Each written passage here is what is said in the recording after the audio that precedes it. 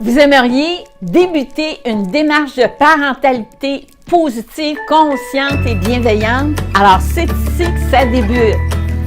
À tout de suite!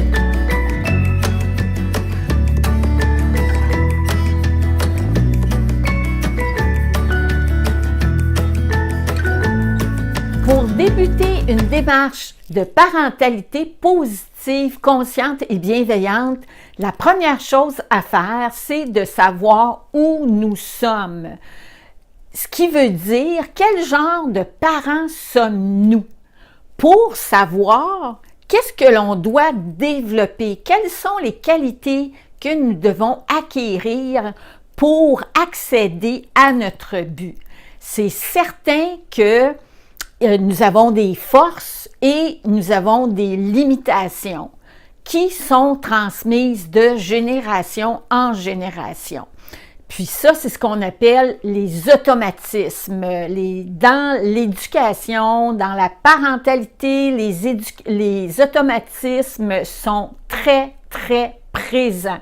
Pourquoi? Parce que les parents, fréquemment, surtout les parents d'aujourd'hui, on a une multitude de choses à faire en même temps, telles que les routines du soir, en rentrant, les devoirs, la préparation du repas, il y a les demandes de chaque enfant, il y a toute la planification que nous avons dans notre tête. Souvent, nous manquons de disponibilité et c'est ce qui fait que la conscience n'est pas très présente à ces moments. Nous sommes sur le pilotage automatique et nous essayons de faire du mieux que nous pouvons. Ici, je vois que peut-être on va se culpabiliser. Non, non, non, on est bon. Et on fait du mieux que l'on peut avec ce que nous avons au moment présent. Les automatismes, c'est des comportements que nous avons appris depuis que notre tendre enfance. Je ne sais pas si ça vous est déjà arrivé, mais moi, je me souviens à une fois où je parlais à ma fille et j'entendais des paroles qui sortaient de ma bouche. Et c'était des paroles où je m'étais bien dit que jamais je ne les dirais. Et pourtant, elles étaient en train de sortir de ma bouche. Ici, comme vous voyez, bien, ces paroles, j'ai oublié de vous dire ces paroles, bien, je les avais déjà entendues de la bouche de mes parents. Et ici, j'avais quand même l'observateur qui était présent parce que je les entendais au fur et à mesure. Il y a des fois que la conscience vient seulement après l'avoir fait. Là, on s'aperçoit puis on se dit « Oui, j'ai fait ça, j'ai dit ça, peut-être que j'aurais pas souhaité réagir de cette façon-là. » Alors, c'est la réaction, l'impulsivité, la spontanéité, c'est tout ça le pilotage automatique. Tandis que lorsque nous sommes en conscience, bien à ce moment-là, l'observateur est présent et nous sommes capables d'être proactifs, donc de faire des choses de façon planifiée. Si je reviens au départ, ce que nous voulons, bien c'est ça, dans la littérature, comment partir une démarche, comment démarrer une démarche de parentalité positive, bienveillante et consciente, bien c'est ça, c'est que dans la littérature, il y a beaucoup de types de parents, probablement que vous avez déjà entendu parler de parents démocratiques, entraîneurs, parents autoritaires, parents permissifs, laxistes, parents équilibrés, enfin. Moi, ce que je veux vous transmettre aujourd'hui, c'est certain qu'on ne fera pas toute la démarche que je donne dans mes formations, mais quand même, l'aperçu va vous permettre d'identifier à peu près où est-ce que vous vous trouvez. Moi, j'utilise le modèle d'Olson parce que je le trouve beaucoup plus spécifique parce qu'il est sous deux axes. Alors, c'est ce qu'on va voir tout de suite.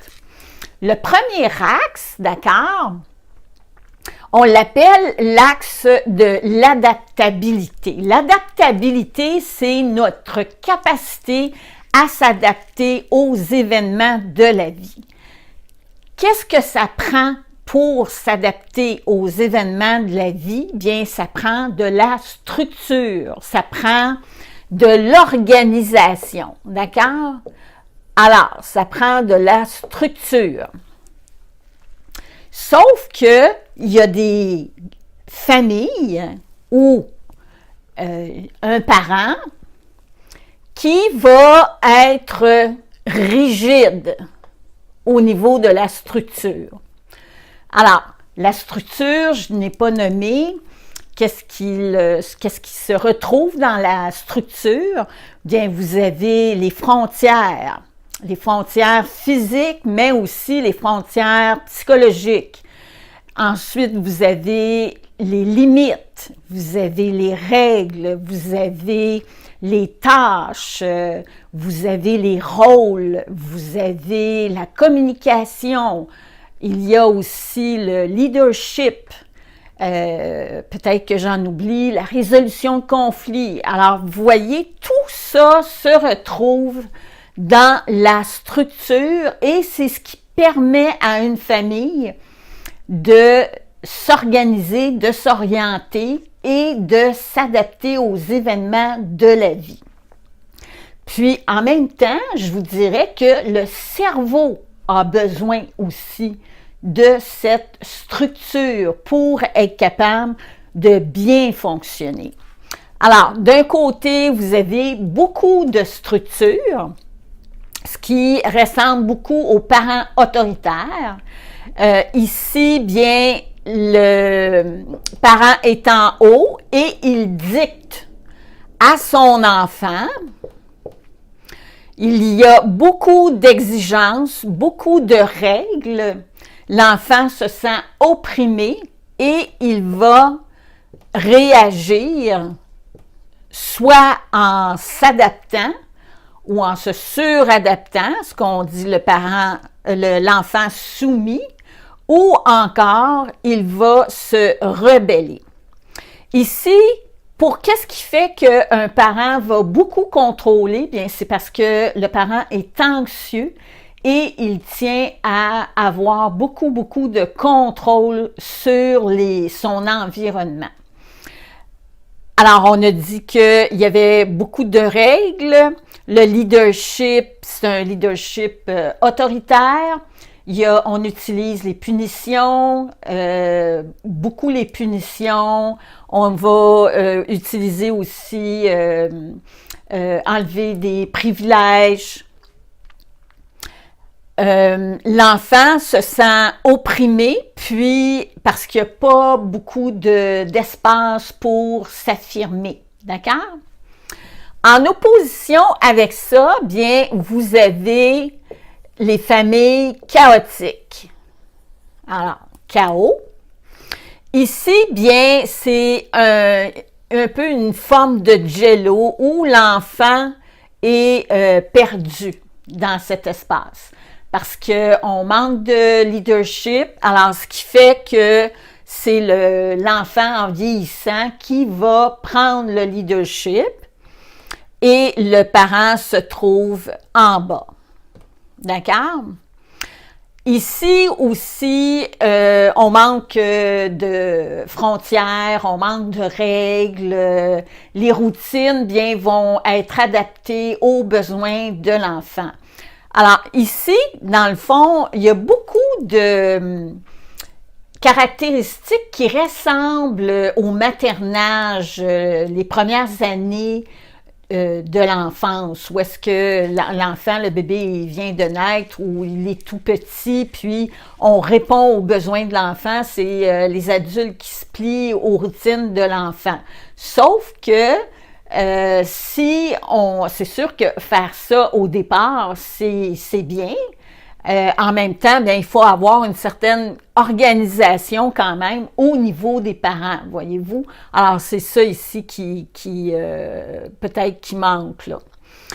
Donc, vous avez ce modèle-ci qui va ressembler au permissif laxiste. Et nous, qu'est-ce qu'on va rechercher? Bien, c'est la structure et la souplesse. Moi, c'est ce que j'enseigne. Alors, ici, bien, l'enfant a suffisamment d'espace pour être capable d'explorer, de s'affirmer, de répondre à ses besoins. On va utiliser à ce moment-là beaucoup la responsabilisation, on va impliquer l'enfant, l'engager dans la résolution de conflits. Ensuite de ça, au niveau de la communication, c'est une communication qui va être empathique, claire et directe. Ici, il y a beaucoup de manipulation et de communication. La communication va être confuse, masquée, c'est pas clair qu'est-ce qu'on souhaite exactement.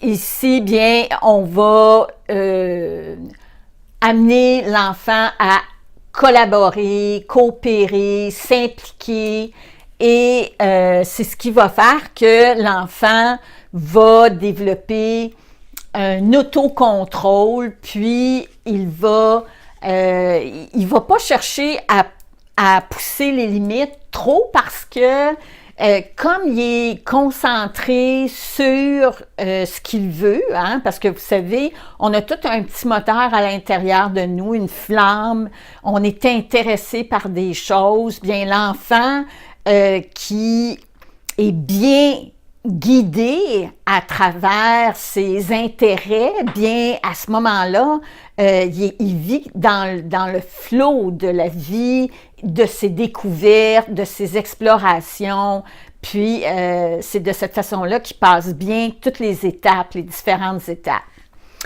Alors ici, c'est au niveau de la structure et le deuxième axe, c'est l'axe de la cohésion.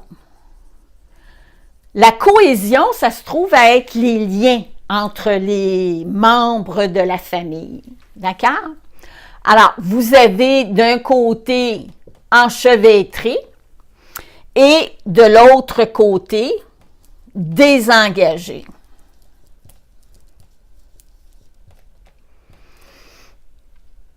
Je reviens ici à l'axe de la structure.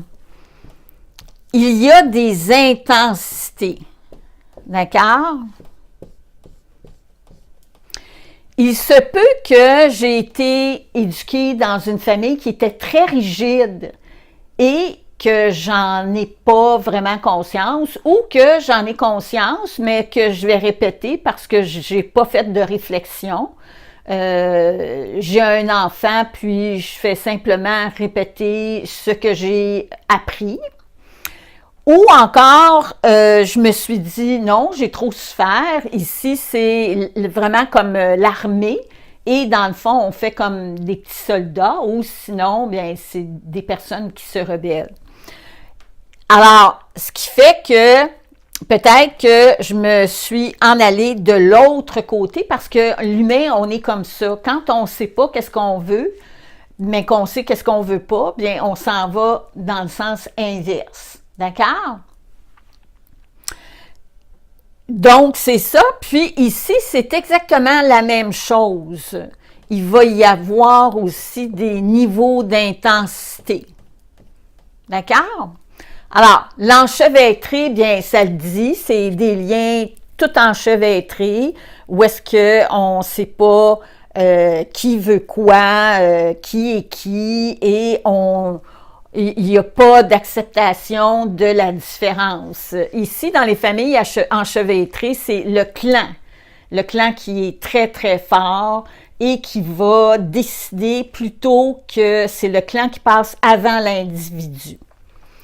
Tandis qu'ici, bien, c'est complètement l'inverse. Ici, on va prôner l'indépendance, l'autonomie. Ici, c'est la dépendance. Ensuite, le désengagé, bien, c'est un parent qui, soit qu'il manque de disponibilité, que ce soit émotionnel ou mental, et comme il a été dans une famille, très souvent, il est réactif à une famille enchevêtrée, ce qui veut dire un parent invasif, un parent envahissant. En tout cas, l'enfant, lui, il s'est senti envahi et c'est ça. Donc, il va rechercher à ce moment-là à se désengager, ne pas s'investir, ne pas s'impliquer. Tout l'aspect émotionnel lui fait peur. Alors, qu'est-ce qu'il fait? C'est que les désengagés vont utiliser beaucoup plus un hémisphère que l'autre. Ils n'aiment pas trop les émotions. Alors, puis il y en a qui vont se désengager, même qui vont fuir. Alors, ce qui fait que à la naissance d'un premier enfant, il y a des fois qu'un parent va réagir de cette façon-là. Par automatisme, puis parce que les blessures ressortent à la naissance du premier enfant, puis il va réagir en se désengageant, ce qui va faire que l'autre parent de l'autre côté va réagir, parce que les systèmes, c'est comme ça, hein, on ne voit pas les individus individuellement, mais plutôt les influences que les uns ont sur les autres. Alors, ce qui fait que en quittant comme ça, en étant moins disponible, bien, il occasionne sur l'autre parent l'obligation de se surinvestir auprès des enfants, voyez-vous? Alors, nous, qu'est-ce qu'on veut? Bien, on veut être relié parce que c'est important d'avoir les liens. On va rechercher l'interdépendance. Alors, on sait que les autres sont importants, mais en même temps, on sait aussi qu'il faut être séparé, c'est-à-dire que je suis une personne distincte. Je ne suis pas toi, tu n'es pas moi. Et j'ai le droit de mes goûts, de mes pensées, de mes choix. Donc, ici, on vient accepter. Alors, ce qui fait qu'on est empathique à l'autre et on accepte son individualité. Ce qui veut dire que le parent est capable de ne pas être en mode réactif. Il va comprendre le développement de son enfant, où il est rendu, puis ses capacités, et il va le guider vers ce dont il a besoin pour répondre à ses besoins. Voyez-vous? Alors, ici, bien, on est un individu séparé et on va aussi mettre de l'avant la coopération, la collaboration, l'entraide, le sens de l'équipe. Alors, c'est tout ça. Ce qu'on dit dans le modèle Dawson, c'est parce que là, je ne ferai pas tout le quadrillé au complet, mais ce sont les parents, les familles qui se retrouvent reliés, séparés, structurés et souples, qui ont les plus grandes chances de passer à travers les grands stress de la vie, la mortalité, les accidents, perte d'emploi, incendie, tout ça, ce qui va faire que la famille, de par sa souplesse, est capable de résilience, d'absorber les épreuves, de rebondir. Tandis que ici, bien, c'est trop rigide, alors ça risque d'éclater. Puis ici, bien, c'est trop relâche, il y a beaucoup de chaos, beaucoup d'anxiété, beaucoup d'émotions, qui vient désorganiser. Alors, ce qui fait que il n'y a pas une grande capacité de résilience. J'espère que vous avez bien compris que l'enchevêtrer puis le désengager, bien, c'est un mécanisme de défense du lien d'attachement. Quand on n'a pas un lien sécure, bien, à ce moment-là, on s'en va soit d'un côté ou de l'autre. Aussi, ce n'est pas nécessairement la femme ou l'homme qui est d'un côté ou de l'autre côté. Puis aussi, très souvent, on a tendance à blâmer l'autre. Donc, un parent qui va être moins rigide va blâmer la rigidité ou l'autorité du parent rigide, tandis que l'autre va le faire dans l'autre sens. Puis, ce qu'il faut comprendre, dans le fond, c'est peut-être que l'autre, au lieu de le blâmer, bien, c'est de regarder quelles sont ses forces, quelles sont ses qualités.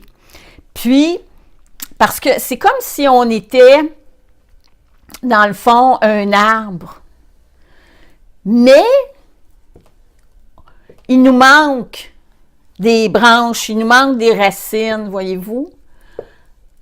Puis, peut-être que si moi, je viens plus vers le milieu, puis que je mets plus de structure, bien, à ce moment-là, bien, c'est des racines et des branches que j'acquiers. Et de cette façon-là, bien, l'autre ne sera pas nécessairement obligé de rester opposé. Peut-être que lui aussi ou elle aussi va venir davantage vers le centre. Alors, au lieu de se blâmer, bien, c'est plutôt de remarquer quelles sont les qualités, quelles sont les forces que cette personne a dans son coffre à outils qu'il me manque.